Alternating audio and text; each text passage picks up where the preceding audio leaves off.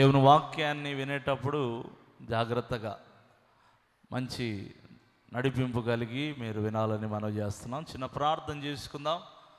John మోయిస్ గారు ప్రార్థన చేస్తారు. అంత తల్ల ఉంచినట్లయితే ప్రార్థన చేసుకుందాం. మహాగణుడా, మహోన్నతుడా, పరిశుద్ధుడా, దయగల తండ్రి, నీకు వందనాలు స్తోత్రాలు చెల్లిస్తున్నాం నాయన. గత వారం అంతా కాపాడి నీ రెక్కల కింద దాచుకొని మరి ఒకసారి నీ యొక్క పునరుద్ధారాధనలో నీ యొక్క సన్నిధిలో చేరి నేను స్తుతించుటకు దేవా, నిన్ను గణపరచుటకు మాకు ఇచ్చినటువంటి భాగ్యమును బట్టి మీకు వందనాలు చెల్లిస్తున్నాం. ఎందరికో లేని భాగ్యము దేవా మాకు ఇచ్చిన తన నీకు వందనాలు. ఇప్పటి వరకు నాయన పాటల ద్వారా, ప్రార్థన మరియు ఆరాధన ద్వారా నేను స్తుతించి గణపరుచుంటున్నాం. తన నీకు వందనాలు. మా మధ్యలో దేవా సంచరిస్తున్న దేవా నీకు స్తోత్రాలు చెల్లిస్తున్నా. పరలోకపు స్వరమును దేవా మాకు వినిపింపమని, నీ వాక్యము ద్వారా మీరు మాతో మాట్లాడి మా హృదయంలో దేవ మీరు విచ్చటించమని సహాయం చేయమని అడుగుచున్నాం.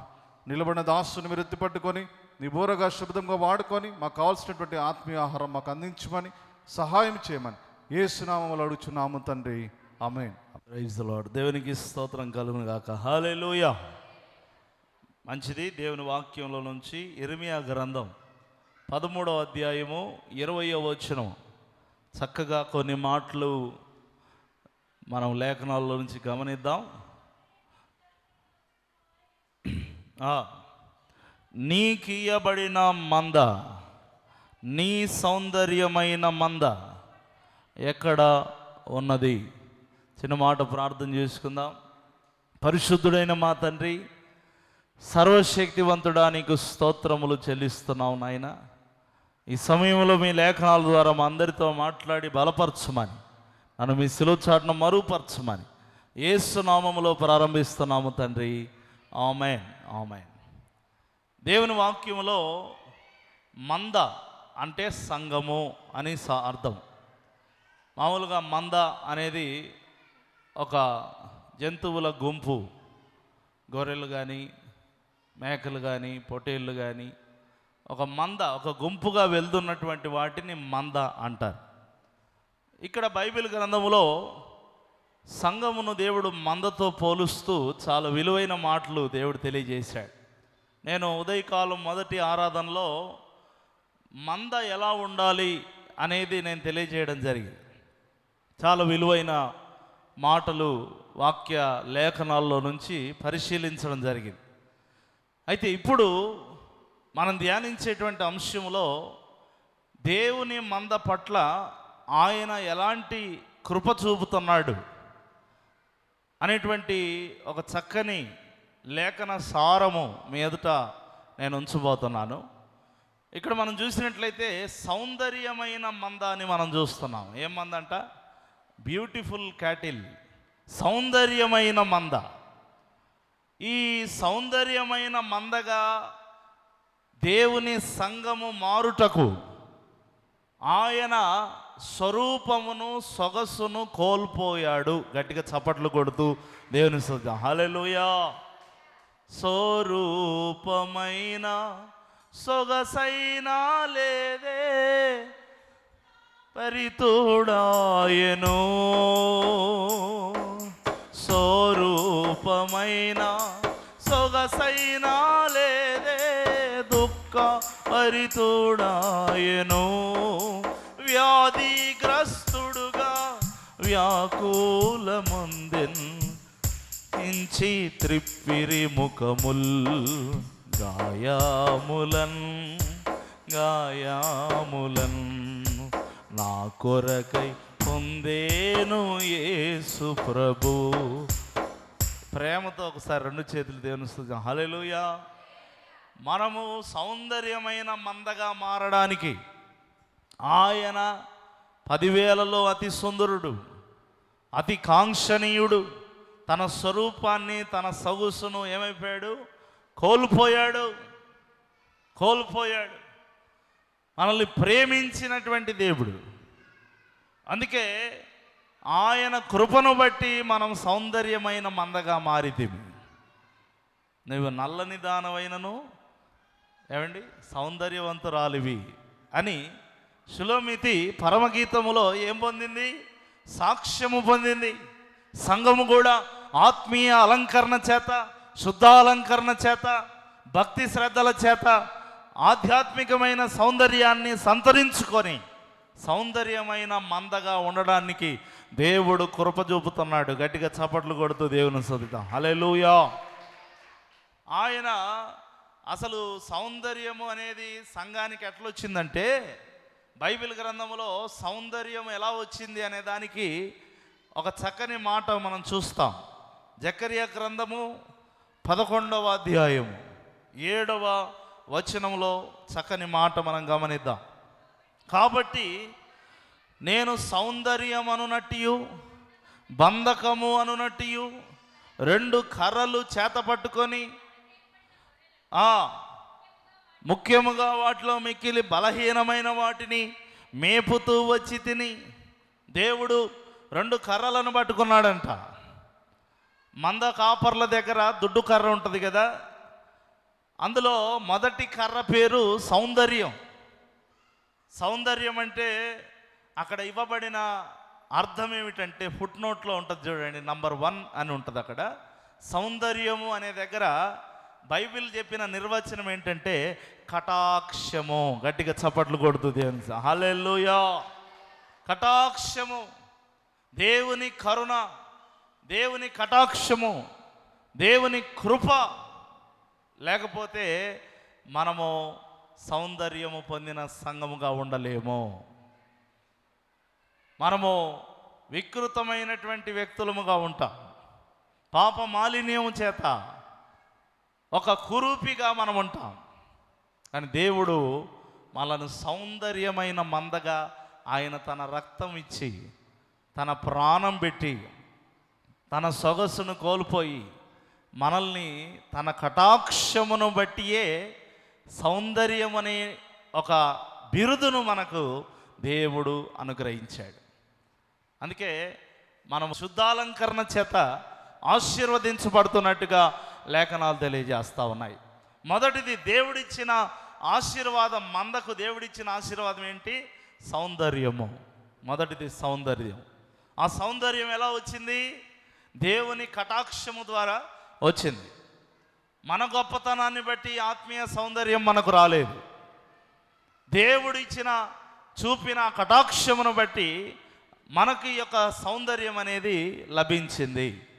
రెండవది, దేవుడు సంఘానికి చూపుతున్న కృపలో, అనగా మందకు చూపుతున్న కృపలో రెండవ భాగం ఏంటంటే బంధకం అనే కర్ర. బంధకం అంటే బంధించడం కాదండి. అక్కడ ఫుట్ నోట్లో ఒక మాట ఉంది. బంధకం అనే మాటకు అర్థము సమకూర్చబడడం అని అర్థం. ఎక్కడెక్కడో ఉండేవాళ్ళం, ఒక్కొక్కరిది ఒక కుటుంబం, ఒక్కొక్కరిది ఒక గేరి, ఒక వీధి, ఒక లైను, ఒక్కొక్కరిది ఒక ఇంటి పేరు. కానీ ఒక్కొక్కరిది ఒక మనస్తత్వం, ఒక్కొక్కరిది ఒక, గమనించండి, స్థితిగతులు. మనందరము ఒక రకమైనందుకు ఇక్కడ చేరామా? మీరు చెప్పండి. మనందరము ఒక రకమైనందుకు ఇక్కడ చేరామా? రకరకాల వ్యక్తులందరినీ ఒక సముదాయంగా, ఒక సంఘముగా దేవుడు సమకూర్చాడు. గట్టిగా చప్పట్లు కొడుతూ దేవుని స్తుతిద్దాం. హల్లెలూయా. ఇందులో ఏమండి, భేద ధనిక భేదము లేదు, కుల భేదము లేదు, వర్గవర్ణ దేశ భాష భేదము లేదు. అందరినీ కూడా ప్రభు ఏం చేస్తున్నాడు? సమకూరుస్తున్నాడు. సమకూర్పే ఈ మంద. లేదండి మేమంతా కలిసి ఒక కులానికి ఒక చర్చి పెట్టుకున్నామండి అంటే అది మంద కాదు, అది పందుల మంద, అది దేవుని మంద కాదు.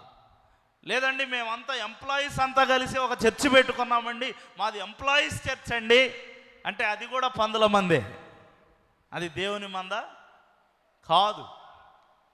ప్రియమైన వారులారా, అందరూ సమకూర్చబడి, యూదుడని లేదు, గ్రీసు దేశస్థుడని లేదు, హిల్లేనీయుడని లేదు, హిత్తీయుడని లేదు, గొప్పోడని లేదు, పేదోడని లేదు, చదువున్నోడని లేదు, చదువు లేనోడని లేదు. అందరూ సమకూర్చబడాలి. అందరినీ పిలువనంపండి, అందరినీ సమకూర్చండి. యోవేలు గ్రంథంలో అంటాడు దేవుడు 3వ అధ్యాయంలో, అందరినీ సమకూర్చండి అంటాడు. కాల్ అపాన్ ఎవ్రీవన్, అందరినీ. రండి రండి యేసుని యొద్దకు రమ్మనుచున్నాడు. రండి రండి యేసుని యొద్దకు రమ్మనుచున్నాడు. ప్రయాసపడి భారము మోయువారలు ప్రయాసపడి ప్రభు నీ చెంతకు పరుగిడి వేగమే, నీ చెంతకు పరుగిడి. నేను మధ్య మధ్యలో ఆపేది ఎందుకంటే ఊపిరి తీసుకోవడానికి నీళ్ళు తాగడానికి కాదు, మీరు ఎత్తుకుంటారని. మీకు అర్థమవుతుందా? రండి రండి ఆగండి ఆగండి. మీరు 10 ఏళ్ళు వెనక్కి వెళ్తే మన తండ్రి గారు ఉన్న కాలంలో చప్పట్లు కొడితే చెవులు పగిలిపోయాయి పక్కన ఉన్న వాళ్ళకి. ఇప్పుడు అంతా నైస్ బ్యాచ్లు తయారయ్యారు, అంత నైస్. ఏమండి, చప్పట్లు గట్టిగా కొట్టాలి, పాట గట్టిగా పాడాలి. దేవుని సన్నిధిలో ఉన్నప్పుడు ఎట్లా ఉండాలి? చురుకుగా. ప్రయాసపడి భారము మోయువారలు, ఈ చప్పట్లు వినపడదాం ఒకసారి. ఆరలు ప్రభుని చెంతకు పరుగిడి వేగమే, చెంతకు పరుగిడి రండి రండి. హల్లెలూయా. చప్పట్లు కొట్టే కాన్సన్ట్రేషన్లో పాట పాడడం ఆపేశారు. ఏదో ఒకటి చెప్తే చేస్తామన్నట్టుంది కథ. సరే, దేవుని వాక్యంలో మనం గమనిస్తున్నాం. మొదటి కృప, మందకు దేవుడిచ్చిన కృప ఏంటి? చెప్పాలి. మీకు అర్థమవుతుందా? చెప్పాలి. ఏంటి? సౌందర్యం. ఎలా ఇచ్చాడు అటువంటి సౌందర్యం? ఆయన కటాక్షము ద్వారా ఇచ్చాడు. రెండవది సమకూర్చుట. నిజంగా మనందరినీ దేవుడు సమకూరుస్తున్నాడు. ఉద్యోగాలు చేసుకునే వాళ్ళు ఉన్నారు, వ్యాపారాలు చేసుకునే వాళ్ళు ఉన్నారు, పనులు చేసుకునే వారు ఉన్నారు. ఏమండి, కానీ దేవుని సన్నిధిలో ఆదివారం అవ్వంగానే మనందరినీ కూడా దేవుడు ఏం చేస్తున్నాడు? సమకూరుస్తున్నాడు. పరిశుద్ధ గ్రంథంలో నుంచి యెఫెన్యా గ్రంథం 3వ అధ్యాయము 20వ వచనాన్ని మనం చూసినట్లయితే, ఆ కాలమున మీరు చూచుచుండగా నేను మిమ్మును చెరలో నుంచి రప్పించి మిమ్మును సమకూర్చిన తర్వాతే మిమ్మల్ని నడిపిస్తాను. వచ్చేటోడు రండి పోదామని కాదు, సమకూరుస్తాను. ముందు సమకూర్చిన తర్వాత మిమ్మల్ని నేను ముందుకు నడిపిస్తాను. దయచేసి గమనించండి ప్రియులారా, ఈ బస్సులు మనం కనుక రిజర్వేషన్ చేసుకుంటే ఆ ఫలాని సీట్ నంబర్ ఉన్న వ్యక్తి రాకపోతే బస్సు కదలదు. ఫోన్ చేస్తారు, పిలుస్తారు. ఇంకా రాలేదంటే మళ్ళీ ఫోన్ చేస్తారు, పిలుస్తారు. ఎందుకు? అక్కడ ఆ వ్యక్తి ఒక సీట్ను రిజర్వ్ చేసుకున్నాడు కాబట్టి. దేవుని సముఖంలో మనందరం కూడా ఏర్పరచబడిన గుంపుగా సమకూర్చబడడం కొరకు దేవుడు మనకు సమయాన్ని ఇస్తున్నాడు, పిలుస్తున్నాడు, మనకు స్థలము సిద్ధపరిచాడు. మనం నశించుట ఆయనకు ఇష్టము లేకుండా ప్రేమ చూపుతున్నాడు.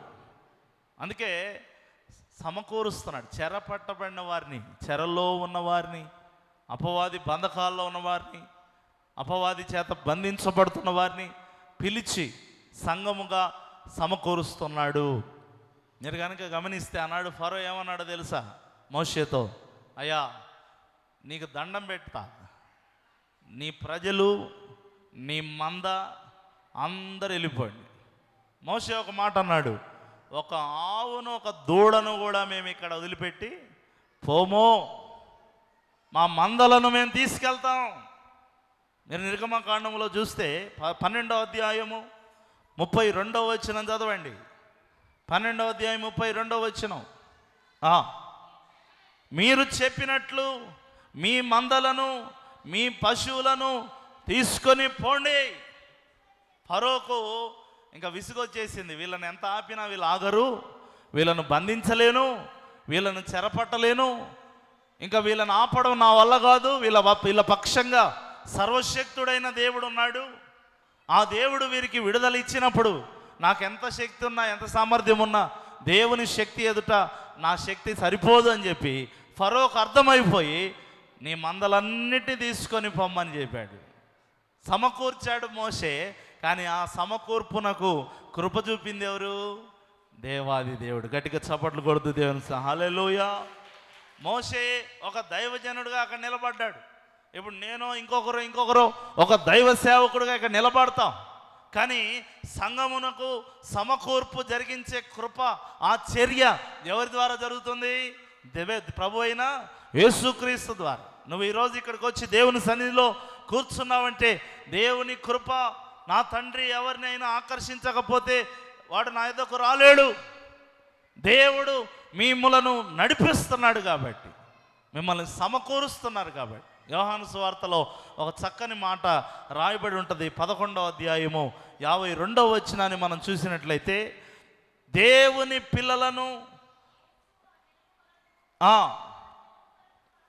ఆ జనము కొరకు మాత్రమే గాక చెదరిపోయిన దేవుని పిల్లలను ఏకముగా సమకూర్చుటకు ఆయన ప్రాణం పెట్టడానికి సిద్ధపడ్డాడు. గట్టిగా చప్పట్లు కొడుతూ దేవుని హల్లెలూయా. చూసారా? దేవుని కృప లేకపోతే ఈ మంద ఏకమవుద్దా? ఈ మంద సమకూర్చబడుతుందా? మీరు ఆలోచన చేయాలి. మనందరం సమకూర్చబడుతున్నామంటే మన కొరకు ప్రాణం పెట్టిన యేసయ్య వల్లే అది సాధ్యమైంది. నమ్మిన వాళ్ళు చప్పట్లు కొడుతూ దేవుని హల్లెలూయా, హల్లెలూయా. అందుకే సమకూర్చబడ్డాం మనం ఇక్కడ. అక్కడ చాలా స్పష్టంగా రాయబడింది కదా, దేవుని పిల్లలను ఏకముగా సమకూర్చుటకు ఆయన చావనై ఉన్నాడు అని ప్రవచించి చనిపోయాడు, తిరిగి లేచాడు. తన మరణ పునరుద్ధానం వల్ల, తన శిలువ కార్యం వల్ల ఈనాడు దేవుని పిల్లలందరూ కూడా ఏకముగా సమకూర్చబడి, కులము లేదు, మతము లేదు, ఏమండి, ప్రాంతీయ దేశ భేదము లేదు, వర్గవర్ణ భేదము లేదు, అందరినీ ఏకముగా సమకూరుస్తూ సంఘమును తన ప్రతిబింబంగా, పరలోక రాజ్యపు ప్రతిబింబముగా దేవుడు ఈ లోకములో మహిమకరంగా ఎత్తిపట్టుకున్నాడు అనడంలో సందేహము లేదు. అందుకే దేవుని చేత మనం సమకూర్చబడ్డామని మనం గ్రహించాలి. దేవుని చేత మనందరం కూడా ఈ కూర్పు దేవుని వల్ల సాధ్యమైంది. దేవుని వల్ల ఇది ఏర్పడిన సంఘం. ఆ విషయాన్ని మనం గమనించాలి. కాబట్టి మొదటిది సౌందర్యము, రెండవది సమకూర్చబడడం. మూడవ మాట నేను మీకు జ్ఞాపకం చేస్తాను. జకర్యా గ్రంథం 9వ అధ్యాయము 16వ వచనం చూడండి. గనక కాపరి తన మందను రక్షించున్నట్లు దేవుడైన యెహోవా ఆ దినమున వారిని రక్షించును. మందకు దేవుడిచ్చిన కృప ఏంటో తెలుసా? రక్షణ. ఎంత దేవుడు మనల్ని ప్రేమిస్తున్నాడంటే మనల్ని రక్షిస్తున్నాడు, మనల్ని కాపాడుతున్నాడు. ఒక సెకండ్లో ఎంతోమంది చచ్చిపోతున్నారు, ఎంతోమంది ఆపదల బారిన పడుతున్నారు. మీరు ఏ హాస్పిటల్కి వెళ్ళి చూడండి, బెడ్లు ఖాళీగా లేవు. ఏ మార్చురీకి వెళ్ళి చూడండి, శవాలు ఖాళీగా లేవు. ఏ సమాధుల తోటకెళ్ళి చూడండి, సమాధులకు భూమి ఖాళీగా లేదు. దేవుడు మనల్ని ఏం చేస్తున్నాడు? రక్షిస్తున్నాడు. మనల్ని కాపాడే మంచి కాపరి. ఒక మందను కాపరి కాచున్నట్లు దేవుడు మనల్ని కాపాడుతున్నాడు, రక్షిస్తున్నాడు. గొర్రెల గొప్ప కాపరి నా యేసు, మంద కొరకు ప్రాణం పెట్టెను నా యేసు. గొర్రెల గొప్ప కాపరి నా యేసు, మంద కొరకు ప్రాణం పెట్టెను నా యేసు. మంచి కాపరి, ప్రేమ కాపరి, గొప్ప కాపరి, ప్రధాన కాపరి, గొర్రెల గొప్ప కాపరి నా యేసు, మంద కొరకు ప్రాణం పెట్టెను నా యేసు. దేవునికి స్తోత్రం, హల్లెలూయా. మీరు గమనించాను, ఆనాడు దావీదు సింహముతోనూ ఎలుగుబంటితోనూ పోరాడినట్టు మనం చూస్తాం. ఇక్కడ ఒక పాయింట్ మనం గుర్తుపెట్టుకోవాలి. మీరు గమనిస్తే సింహముతో దావీదు, ఎలుగుబంటితో దావీదు పోరాడింది ఒక్క గొర్రె పిల్లను పట్టుకున్నందుకంట. బైబిల్లో రాయబడింది అన్నమాట. ఎన్ని గొర్రె పిల్లను వచ్చి పట్టుకుంది సింహం? ఒక్క గొర్రె పిల్ల. ఎలుగుబంటి వచ్చి ఎన్ని గొర్రె పిల్లలను పట్టుకుంది? ఒక్క గొర్రె పిల్లను పట్టుకున్నందుకు.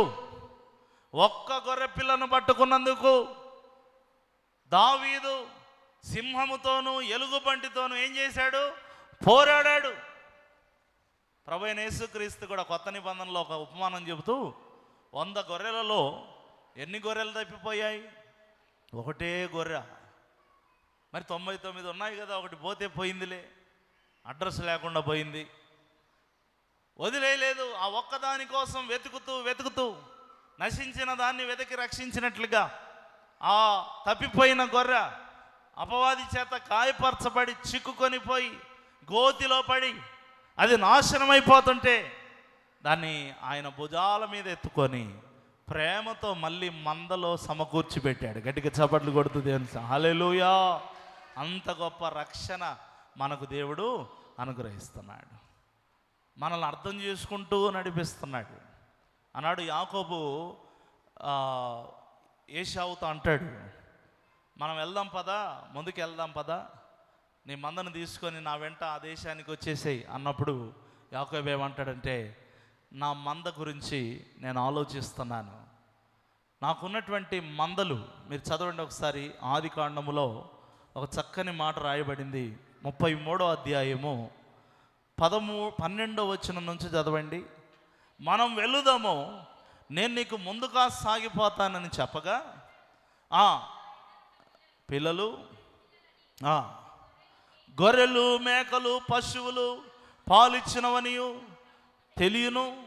ఒక్క దినమే వాటిని వడిగా తోడిన ఎడల ఈ మంద అంతయు చచ్చిపోతుంది. నా ప్రభువు దయచేసి తన దాసునికి ముందుగా వెళ్ళను. నేను నా ప్రభువునకు షేయూరునకు వచ్చే వరకు నా ముందరనున్న మందలు నడవగలిగిన కొలది, ఈ పిల్లలు నడవగలిగిన కొలది వాటిని మెల్లగా నడిపించుకొని వస్తాను తప్ప నేను వాటిని ఇబ్బంది పెట్టను. గట్టిగా చప్పట్లు కొడుతూ దేవుని హల్లెలూయా! ఎంత ప్రేమ చూసారా, ఎంత ప్రేమ. అవి మెల్లగా నడిస్తే దాని వెంట వస్తా. నువ్వు పిలిచావు, నీ వెంట రాలేను నేను. నా మంద నాకు ముఖ్యం. మీరు గమనించండి ప్రియులారా, ఇప్పుడు పిల్లల్ని నడిపించుకుంటూ వెళ్ళేటప్పుడు అవి ఆ పిల్లల్ని పట్టుకున్నటువంటి వారు వాళ్ళ వేగంతో నడుస్తారా, పిల్లల వేగంతో నడుస్తారా? మీ మైండ్ ఎక్కడో పెట్టుకుని కూర్చున్నారా కొంపదీసి? పిల్లల్ని చేతితో పట్టుకొని పసిపిల్లల్ని నడిపించేటప్పుడు వాళ్ళ స్పీడ్తో నడుస్తారా, మీ స్పీడ్తో నడుస్తారా? అంతే కదండి. ఇక్కడ యాకోబు కూడా అదే అంటున్నాడు. ఇదిగో నా మందలు పసిపిల్లలు, నా మందలు బలహీనమైనవి, కాబట్టి నా మందల విషయంలో నేను శ్రద్ధ వహిస్తున్నాను, కాబట్టి వాటి మనస్సు నేను ఎరిగి ఉన్నాను, కాబట్టి వాటి వెంట నేను నడుస్తాను. కానీ నా స్పీడ్ మీద అవి రమ్మని నేను ఇబ్బంది పెట్టను. అంటే ఎంత ప్రేమ చూడండి. వాటిని రక్షించాలని.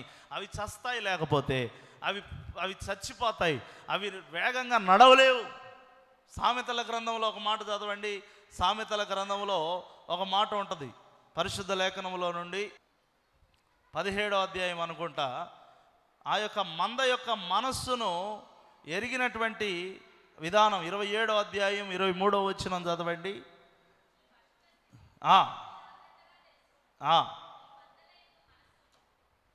నీ మందల యొక్క చదవండి అమ్మా. నీ మందల యందు మనస్సు ఉంచుము, పశువుల స్థితి తెలుసుకో. యాకోబుకు తెలుసు. యాకోబుకి తెలిస్తే యేసయ్యకి ఇంకెంత తెలుసు? మీకు అర్థమవుతుందా నేను చెప్పేది? మనల్ని రక్షిస్తూ కాపాడుతూ మనల్ని భద్రపరుస్తూ ఎందుకున్నాడో తెలుసా? నీ స్థితి ఆయనకు తెలుసు. గట్టిగా చప్పట్లు కొడుతుంది తెలుసా? హల్లెలూయా! నువ్వెంత బలహీనమో ఆయనకు తెలుసు. నువ్వు ఎంత నడుస్తావో ఆయనకు తెలుసు. నువ్వు ఎక్కడ దాకా నడిచి ఆగిపోతావు కూడా ఆయన తెలుసు. నువ్వు పడిపోతే లేపాలని ఆయనకు తెలుసు. అందుకే ఆయన మంచి కాపరి, ఆయన మనకు తగిన కాపరి. చిన్న గొర్రె పిల్లను నేను యేసయ్యా, మెల్ల మెల్లగా నడుపు యేసయ్యా, చిన్న గొర్రె పిల్లను నేను, అందరు కలిసి మెల్ల మెల్లగా నడుపు యేసయ్యా, యేసయ్యా, యేసయ్యా, యేసయ్యా, హల్లెలూయా, హల్లెలూయా, హల్లెలూయా, చిన్న గొర్రె పిల్లను నేను, ఆమేన్, మెల్ల మెల్లగా నడుపు యేసయ్యా. దేవునికి మహిమ కలుగును గాక, హల్లెలూయా. కాబట్టి మూడవ అద్భుతమైన కృప, ఆయన మనల్ని రక్షిస్తున్నాడు, కాపాడుతున్నాడు. అప్పుడే ఆయన ముందుకు నడిపిస్తున్నాడు, రక్షణకరంగా ముందుకు నడిపిస్తున్నాడు. ఆఖరిదిగా ఒకే ఒక మాట చెప్పి నేను ముగించేస్తాను. దేవుని నామ మహత్యమును బట్టి మంద ముందుకెళ్తుంది, ఎవరి పేరు కాదు, యేసయ్య నామములోనే మంద ముందుకెళ్తుంది. పరిశుద్ధ లేఖనములో మీకా గ్రంథం 5వ అధ్యాయము 4వ వచనం, ఆయన నిలిచి, అసలైన లైన్ చదవండి, యెహోవా నామ మహత్యమును బట్టి తన మందను మేపును. చూసారా, ఈరోజు ఈ మంద మేపబడుతుందంటే యేసయ్య నామములోనే, ఈ మంద భద్రపరచబడుతుందంటే యేసయ్య నామములోనే. ఆ పేరు ఈ పేరు కాదు. ఇంత గొప్ప సాక్షి సమూహం మేఘముల ఆవరించి ఉన్న విశ్వాసమున కర్తయు దాన్ని కొనసాగించువాడు ఎవరు? ప్రభు అయిన యేసుక్రీస్తు. ఆయన నామ మహత్యమును బట్టి ఏ మంద మేపబడుతున్నది. మందకు ఆయనే సహకారి, ఆయనే సహాయకుడు, ఆయనే పోషకుడు, ఆయనే పరిపాలకుడు. వాక్యంలో మీరు చూస్తే యెషయా గ్రంథంలోకి రండి, 63వ అధ్యాయము 11వ వచనం, 63:11. అప్పుడు ఆయన పూర్వదినములను మోషేను తన జనులను జ్ఞాపకము చేసుకొనెను. ఈ మాట అండర్లైన్ చేసుకోండి. తన మంద కాపరులకు సహకారి అయి, సముద్రం అడ్డొస్తే కూడా 2 పాయలుగా దాన్ని చీల్చి సముద్రములో నుండి పోనిచ్చిన వాడు ఆ దేవుడే. గట్టిగా చప్పట్లు కొడుతూ దేవుని హుషారుగా చప్పట్లు కొడుతూ దేవుని నామాన్ని మహిమపడదాం. హల్లెలూయా. సహకారి అయి ఆయన నామమును బట్టి మనం నడిపించబడుతున్నాం. యేసయ్యే ఈ సంఘానికి ఓనర్. పేతురుతో అన్నాడు కదా, పేతురు నా సంఘమును. ఏ సంఘం అంట? నేను ఉదయం కూడా చెప్పాను, నా మందా. ఏమని పిలిచాడు దేవుడు? నా మందా, మై క్యాటిల్ అన్నాడు. దేవుని సంఘం, దేవుని నామమును బట్టి దేవుని పేరిట కొనసాగించబడుతున్న సంఘం. కొన్ని చోట్ల ప్రియులారా, ఎవరేమనుకున్నా పర్వాలేదు, కానీ నేను చెప్తున్నా, యేసయ్య కంటే మా వ్యక్తుల పేర్లు ఎక్కువగా నోట్లలో నానుతున్నాయి. అది తప్పు. దేవునికి చెందవలసిన మహిమ ఎవరికి కూడా చెందకూడదు. కొంత మట్టుకే, సాక్ష్యం వరకే. యేసయ్య కంటే వాళ్ళ నామ జపాలు ఎక్కువైపోయాయి. ఈ మధ్య కొత్త కొత్త ఇజాలు కూడా పుట్టుకొస్తున్నాయి. ఓఫిరిజం అంట, ఏమండి? లేకపోతే ఆ మనుషులం ఈ మనుషులం. నేను చెప్తున్నా, ఏ ఇజం లేదు, ఓన్లీ క్రిస్టియనిజం. గట్టిగా చప్పట్లు కొడుతుంది. హల్లెలూయా, హల్లెలూయా. అసలు ఒకసారి మా తండ్రి గారు చాలాసార్లు ఒక మాట చెప్తుండేవాడు, ఒక కవిత లాంటిది. దెర్ ఈజ్ నో నిజం ఇన్ ద, అంటే తెలుగు ఇంగ్లీష్ కలిపిన కవిత అది. దెర్ ఈజ్ నో నిజం ఇన్ ద ఇజం అని, అంటే చాలా నిజం ఇజం అనే వస్తుంది మొత్తం కవిత అంతా. అసలు నిజం ఉన్నది ఓన్లీ క్రిస్టియనిజంలోనే, క్రిస్టియానిటీ. ఇంకా వేరే ఇజాలు ఏవి లేదు. మీరు గమనించండి. ఎందుకు చెప్తున్నానంటే, ఈనాడు దేవునికి చెందవలసిన మహిమను కొంతమంది పాటలు పాడే వాళ్ళు దొంగిలించడం, కొంతమంది వాక్యం చెప్పే వాళ్ళు దొంగిలించడం, కొంతమంది అద్భుతాలు చేసే వాళ్ళు దొంగిలించడం. దేవునికి చెందవలసిన మహిమ ఎవరు కూడా దొంగిలించడానికి వీలు లేదు. మహిమ మహిమ ఆ యేసుకే, మహిమ మహిమ మన యేసుకే. పాడదాం. మహిమ మహిమ ఆ యేసుకే, మహిమ మహిమ మన యేసుకే. హల్లెలూయా హల్లెలూయా స్తోత్రములు, హల్లెలూయా హల్లెలూయా స్తోత్రములు, హల్లెలూయా హల్లెలూయా స్తోత్రములు, హల్లెలూయా హల్లెలూయా. దేవునికి స్తోత్రం. సూర్యునిలో చంద్రునిలో లలో ఆకాశములో, సూర్యునిలో చంద్రునిలో తారలలో ఆకాశములో, మహిమ మహిమ ఆ యేసుకే, మహిమ మహిమ. దేవునికి స్తోత్రం కలుగునుగాక. హల్లెలూయా. దేవునికి మహిమ కలగాలి. ఆయన నామ మహత్యమును బట్టి తన మందను మేపుతున్నాడు. నాలంటోడు ఒకడు నిలబడ్డాడని మేపట్ల. నీకు అర్థమవుతుందా? గాడిదతో కూడా మాట్లాడిస్తాడు ఆయన.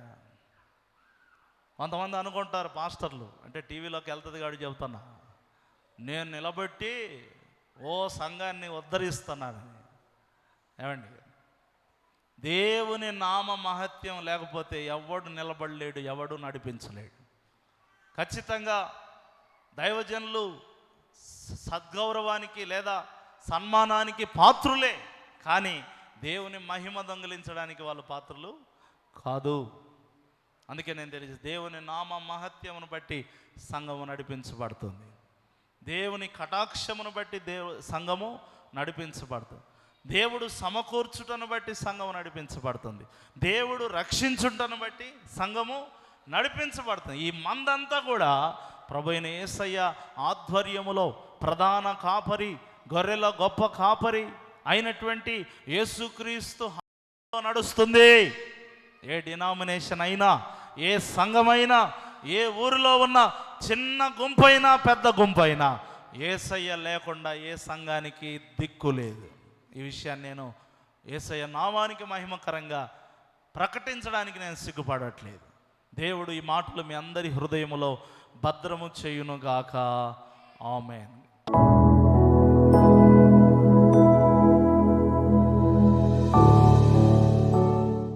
ప్రార్థన చేసుకుందాం. అందరూ ప్రార్థన చేసుకుందాం. అందరూ ప్రార్థన చేసుకుందాం. ఈ వాక్యం ఫలించినట్లు దేవుడు మనకిచ్చిన ఈ చక్కని సమయంలో అందరూ ఏకీభవించి ప్రార్థన చేసుకుందాం. దేవా, మాతో మాట్లాడినందుకు స్తోత్రాలు, మమ్మల్ని బలపరిచినందుకు స్తోత్రాలు. నిజమే తండ్రి, మందపై నీవు కటాక్షము చూపకపోతే అది సౌందర్యమైన మందగా ఎంచబడదు. నీవు సమకూర్చబడకపోతే ఎవరు నీ వద్దకు రారు తండ్రి. నువ్వే సమకూర్చువాడవు, నీవే రక్షించువాడవు, నీవే నీ నామ మహత్యమును బట్టి మేపువాడవు, సహకారము చూపిన దేవుడవు నీవే. కేవలము నాయనా నీ కృపను బట్టియే ఈ మంద ముందుకెళ్తుందయ్యా. నీ కృపను బట్టియే ఈ మంద ఆధారపడి ఉందయ్యా. ఈ మంద నీదయ్యా. నీకు స్తోత్రాలు చెల్లిస్తూ నాయనా నీ కృపలో చక్కని మందగా మమ్మల్ని అందరినీ ముందుకు నడిపించమని ప్రార్థిస్తూ, విత్తబడిన వాక్యమును ప్రతి ఒక్కరి హృదయములో నీరుగట్టి ఫలింపచేయమని ప్రార్థిస్తూ యేసు నామములో పొంది ఉన్నాము తండ్రి. Amen, amen, amen.